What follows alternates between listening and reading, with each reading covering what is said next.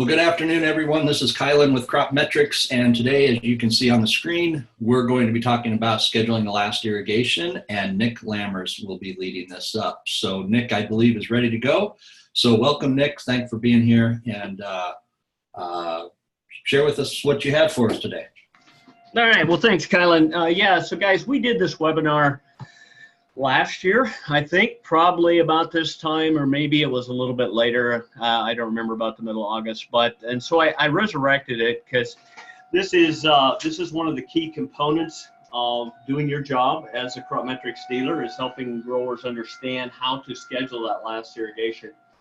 And because we've changed formats, we now have to look at things a little bit differently, where the concepts are still there, but where we get our information and how we make our decisions is just a little bit different. So we thought it was important to kind of walk through what are we going to need, what kind of tools do we have to enable us to make those end of season irrigation scheduling recommendations. So we'll kind of walk through this. My ear is going to work. So why is it important? Well, that hasn't changed. One, it saves money.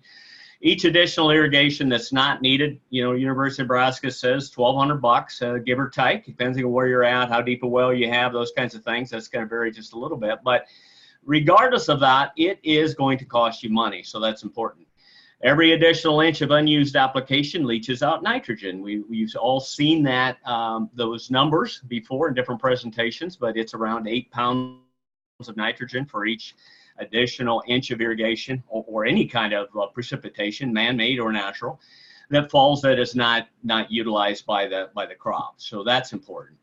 We want to end the season with dry soil. That's critically important because for one thing, it makes it a lot easier to harvest, right? So that's a key component of that. But also, there's less compaction during harvest on dry soils than there are on wet soils. And guys, just look back. Do we have wet soils out there? Have we had wet soils out there? Yes, a lot of them, right? A lot of them. So it's important that we get those soils dried down as much as we possibly can. And scheduling last irrigation can help us do that.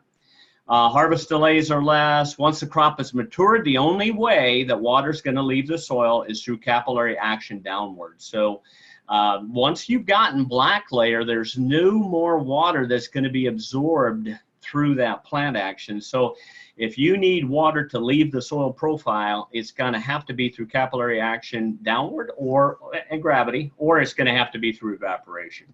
But you can't rely on our plants to do it. Evaporation is limited because of the canopy. So yeah, there is some, but we still have a full canopy out there. So we want to do everything that we can to have just the right amount of water in that soil at maturity, at black layer, or if it's soybeans that you're working with, you want to make sure that you are staging everything correctly so that you've got physiological maturity with your beans too. Soil cracking takes place easier on a dry soil. That's one of the big advantages of having a dry soil out there. You've got that freezing and thawing that's taken place over the winter time. We're in a very wet year this year, so getting that structure back. Some of us had to plant into some pretty wet conditions, and that's created some compaction issues. I know personally, I've seen numerous fields that I can see compaction layers with the probe. So that's out there, and if we can get that soil dried down and allow for that freezing and thawing cracking over the winter, that's going to put us in a much better position when we get ready to plant next spring. So, and the other thing is it allows for increase in storage of off-season moisture. If you go into the winter and you are full, your profile is full, then you really don't have any ability to catch any of that snowfall, or maybe it's rain late in the season or early spring moisture. That's all just going to run off. So leave yourself some room to store that. So those are all reasons why it's important to make sure that we end the season with an optimal moisture situation. Having the soil dried harvest makes great agronomic sense, and so those are all the reasons that hasn't changed. Those slides are all from last year. It's just that I enhanced them a little bit because we were really wet and we've got more compaction, so the part about cracking soil is even more important. So what do we need to know? Well, there are some concepts that you have to be aware of. One of them is you have to know when will the crop mature. Black layer, for example, on corn is mature. That's what we're looking for, is when black layer is going to take place on the corn. Understand that when black layer takes place, the seed itself has formed an abscission layer, and it has completely separated itself from the plant. So there's no more moisture that's going to be entering the seed. The seed is physiological mature. We don't need additional water at that point. Second thing you need to know is how much water will the crop need to get to maturity. Okay, so if it were today, we're 2 to 3 weeks probably off of actually using what we're talking about today to schedule last irrigation. How much water do I need to get the black layer? And I'll show you some tools that we can use to help us decide that. How much water do you already have stored? So if I need 4 inches to get the black layer and I have 3 inches stored, well, then I've only got an inch that I have to worry about. It's also critically important that we're only accounting for water that's in the root zone. Most of the fields ended up, surprisingly, with the wet spring we had, ended up in great shape. At least the ones I'm working with, I see a lot of them that have gone all the way through the profile, and that's surprising. But if you're working with late planted fields, or if you're working with seed fields or something like that, and you only have 18 inches of roots and your crop is tasseled, if it's corn, that's probably all you're going to get. So when you're calculating how much water do I have to work with, don't count on the bottom half of that profile if you don't have roots down in that area. Make sure that you're only working with the water in the soil that the plants have access to.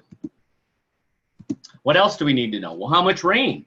Depending on where you're at, if you're out in Colorado, for example, Northeast Colorado, or the Panhandle, Nebraska, for example, or you're in, around Indianapolis, Indiana, the amount of rain that you could historically get is going to vary. Certainly the areas out west are going to get less than the areas back east, but regardless of that, we all have a historical average of rainfall. And that needs to be accounted for, okay? Because there's probably going to be some rain. There's probably going to be some rain between the time you say, I need to set up my last irrigation schedule, and the time that crop hits the black layer. So we'll talk about how to figure that out. It is hard to predict, so you can be conservative. I just use about a 75% normal value. You use whatever makes sense to you, and that may vary a little bit depending on the year that you're having. You may say, 75, this year's been really wet, I'm going to go full value. Well, that's fine. Or you may say that 75 is too liberal. Maybe I want to use 50%. It's up to you, but you need to account for the ability of Mother Nature to apply some moisture by itself during that end of season schedule prior to harvest. When will it mature? Well, hey, you know what? If you've got Virtual Predictor or a VP Plus running, you can go in with any of those fields right now and you can tell where you're at, okay? This is just one of the fields I looked at. I think I did this yesterday or the day before, can't remember. I pulled it up on a grower that I work with and it was R2, okay? So that tells me today where we're at. And where did that come from? Well, that came from when you loaded in that information about planting date and hybrid maturity. And then our model is constantly updating where we're at for maturity. And it's working on corn, it's working on soybeans. Those would be the primary crops that we're working with right now. So you have that already available to you. So I encourage you to use that if you're running VP or if you're running VP Plus. But we also know a lot of our fields don't have VP or VP Plus on them. So we have to account for those too, right? Well, there's a number of different ways that you can sort of figure out where you're at for maturity. This is just a chart, and guys, we'll give you access to this PowerPoint so that you can go in and look at these or print them off or whatever you want to do.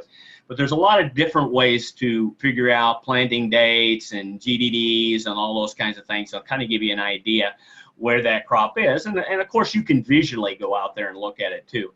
This particular chart only goes up to tasseling, and we wouldn't probably, when we're tasseling, think about scheduling that last irrigation. It would be after that. So you'd probably be more interested in a chart like this that starts to talk about maturity as we get past pollination and kernel fill, etc. For example, we said that field that was on that previous slide was R2. So R2 means the kernels are watery blisters and got kind of a clear fluid in them. And so this field probably is either R2 or early milk. It's gone past that a little bit. You'll notice over here it tells you approximately, assuming we have average GDDs, right, it's going to tell you about how many days it takes to get through each of those stages, okay? Well, we're shooting to find out when we're going to get to black layer down here, okay, R6.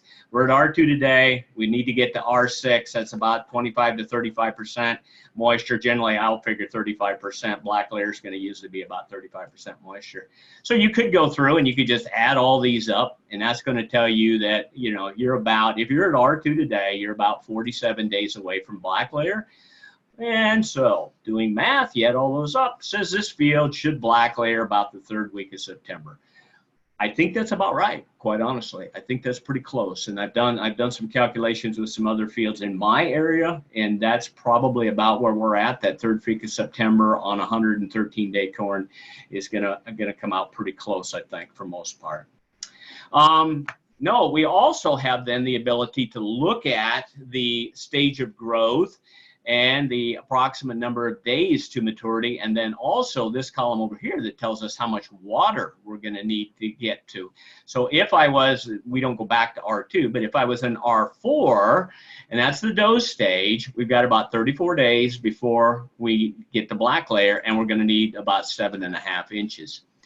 If soybeans, for example, you know, we go back here to R4, R3. Most of our beans are probably in R3 right now. The ones I'm working with may have a few early planted fields, possibly getting into that, or shorter season group 2s might be into those 4. But so you do have the option here with soybeans to figure that same system. There's the amount of water you're going to need, and I've included on this chart grain sorghum, which Courtney, you got to like that, right? She's doing some recommendations on grain sorghum, so she'll be putting together some strategy on end of season and then also dry beans. So this tells you how much water you need to get to that physiological maturity, depending on the crop that you have.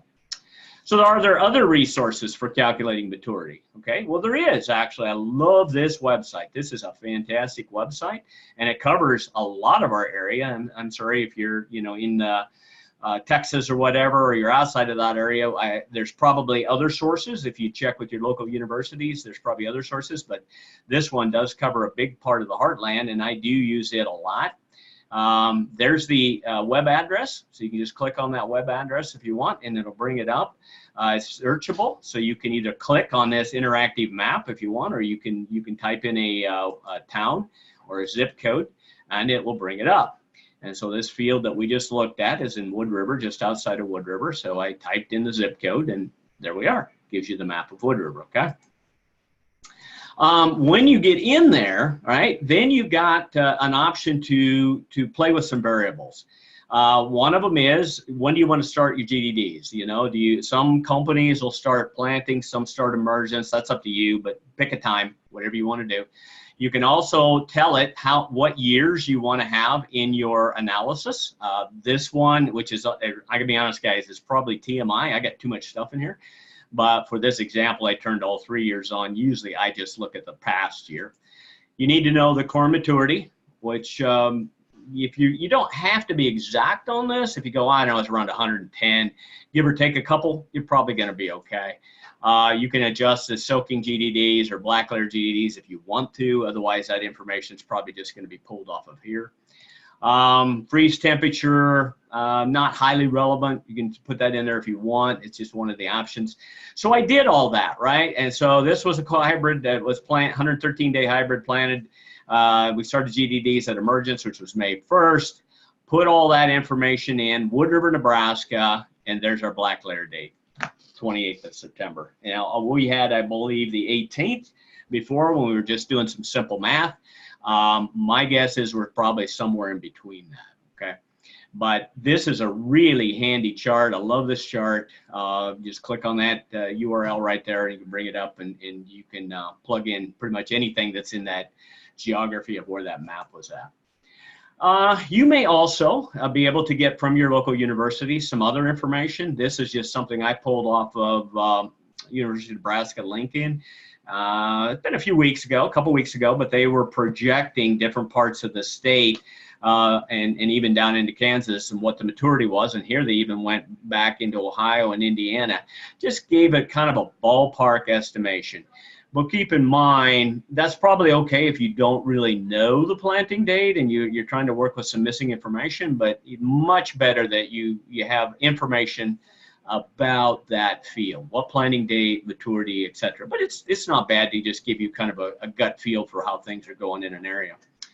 When will it mature? Well, I found this in Missy Bauer. I'm sure pretty much everybody on this call that is listening to this knows Missy, a well-respected, well-known agronomist, does a lot of webinars and meetings and whatever. But Missy said that once corn is at 50% milk line, it'll take about 280 GDDs, or growing degree days, or heat units to reach black layer. I have not seen that, but I trust Missy. And if Missy says it, I'm probably going to guess that it's pretty close to being true, because most of the stuff she says is pretty spot on. So what I did here is I went back to that same chart, okay, and you can do this too. You can actually pull out information for the, and I'll show you the URL here in a minute on where we got that.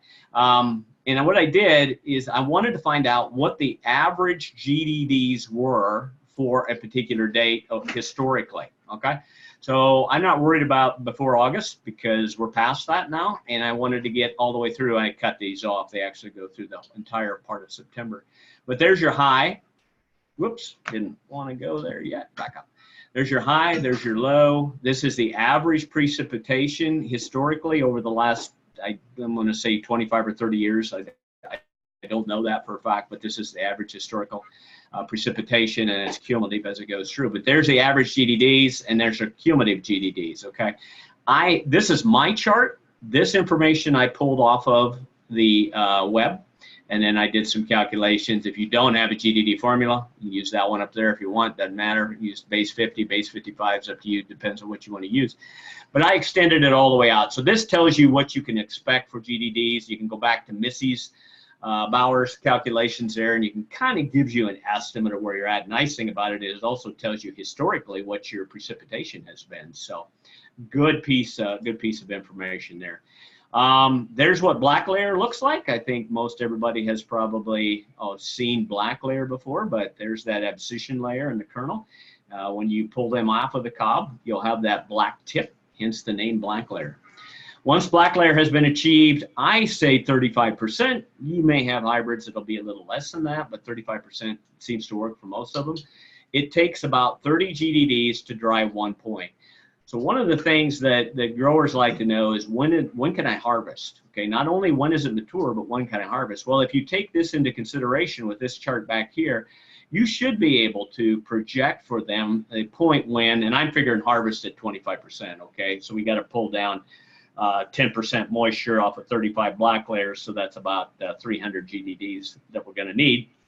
Go back to this chart and look at where you're at today, and you can figure out how many GDDs you're going to get for that particular day. Now, how much water will we need? Well, that goes back to this chart that we had, 7.5 inches, 6.5, depending on where you're at.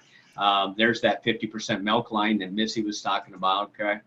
Dough, about 7.5 inches to black layer, beginning dent 5, that all comes off of here. Quarter milk line, 3.75, half milk line, about 2 1/4. So what this is telling you guys is that half milk line, okay, if we're down here, 50%, you're going to need about 2 1/4 inches of water to finish the season to get the black layer, okay? So what do we do with that? Well, first off, you got to figure out how much we have. This is actually a chart from last year, but it doesn't matter. The concepts are the same. In this particular one, we're looking at the root zone the graph that we had. There's 12.75 minus 922. This is actually the profile, excuse me. Means we have 3.53 inches in the profile. 3.53 minus the net, what we need, because we were back at that R4, I believe, when we needed 7.5 inches of water to finish. We're about 4 inches short, okay? About 4 inches short.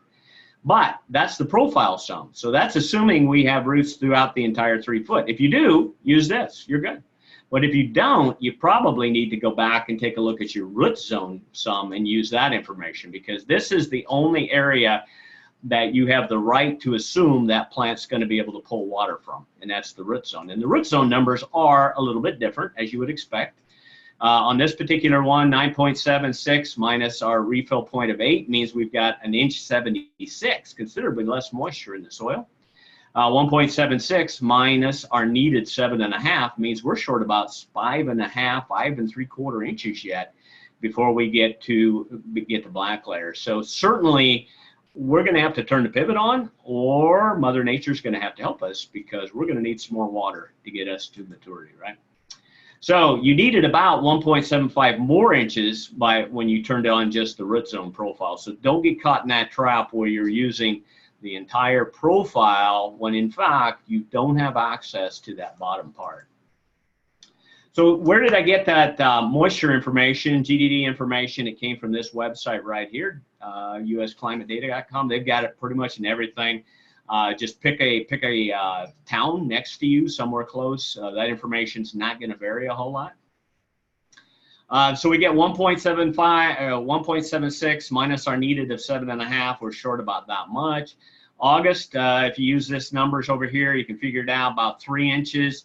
9/10 of that I'm going with. You put your own, how much of that you want to discount. September, we should get about 2 inches. I'm saying I'm not quite as confident. I'm only going to go 75. So total here means we're going to get about 4.3 inches on the average. And you can adjust that up or down. But it does give you a feel for where we're at, right? So what's that tell us? Well, guys, gals, we're about 1.5 inches short of where we need to be, assuming we have this kind of rainfall potential. Okay. The other thing that we do then is calculate where we're at. We got 1.76 here, times 430, so we're going to need about 6 inches total. Makes us short 1.5. Then the next thing that you need to do is you have to factor in what you're going to do with your management lines to take advantage of the water that you have in the soil, and also account for any rainfall that you might have, plus the crop water use. So generally speaking, we'll say that this is a 35% depletion, or 40, depends on where you want it. You've heard me say that this is not a 50% depletion, it's above that, because that's a trigger for irrigation. We try to trigger irrigation prior to that 50%. If it was a 40% depletion, and we're at 10 on the full, and we're at 8 at refill, we've got about 2 inches that we're working on data in there. From the University of Nebraska, it says that we would like to finish the season, when you're out there with the combines and the grain carts and moving through the fields, we'd like to be about a 65% depletion, considerably. If this line is 40, we need to lower that, because they would like us to be at about a 65%. So then the question is, how do you calculate that? Where does that numbers come from? Well, there's a couple of ways you can do it. You can do some pretty sophisticated math, like I just did here. You calculate what your percentage is and decrease it accordingly. You got 2 inches, 2.5 inches, whatever, and you can calculate a new refill point at 7.5. And more power to you. That's fantastic. If you want to go through and you've got the time to make all those calculations and adjustments, that's great. It does take a lot of time to do that, though. So what I do, generally speaking, is I'll go back through and I'll just readjust. Instead of 75% or whatever I had it set on before, I would just go back and make it either 65 or 70, depending on where I want it to be, and make my adjustment there. I found over the many years I've done this that although the way that we looked at before, adjusting your math equations is fine, and it's certainly maybe a little bit more accurate on a field-by-field basis, just getting to this puts us in a pretty good position and helps us get agronomically to where we want to get with a dry profile. So my recommendation, I guess, would be that you go in and you readjust this line, take 75% out, put in 65%. You guys are all good enough agronomists. Take a look at that. Say, does that make sense to me, or do I need to be a little bit drier, a little bit wetter, and just adjust your percent up or down a little bit. So we don't probably have to get to the point where we have to pull the calculators out and do all the math. But I think it's good to do that on a couple of fields, just to make sure that what you're doing here kind of matches with what you did on the backside. Okay. And so our new refill point here, doing what I just did, is 6.5. Our refill point on the other slide was 7. So we were in that ballpark, right? We were pretty close. So what if I'm wrong and we need more water before we mature? Oh my gosh, now what? Wow, I said he needed 2 inches and we really needed 3. Well, we're not telling him to shut the pivot down, drain everything out, take all the gearboxes. That's not what we're saying. You have the ability, if weather changes, if you figure you're going to have 4 inches of rain and all at once that doesn't happen, now you only got 1 inch, all right? There's somebody has to account for another 3 inches. The pivot's still live. You can still turn the pivot on. You still have a probe in the ground. You have the ability to change the recommendations as you go forward. So don't let that be a hindrance into going, wow, what if I'm wrong? I'm not going to set it that low. My experience has been it's rare that you get a grower to follow your recommendations and bring it all the way down anyway. Some of that's a Mother Nature. The last couple of years has been Mother Nature challenging us and giving us rain.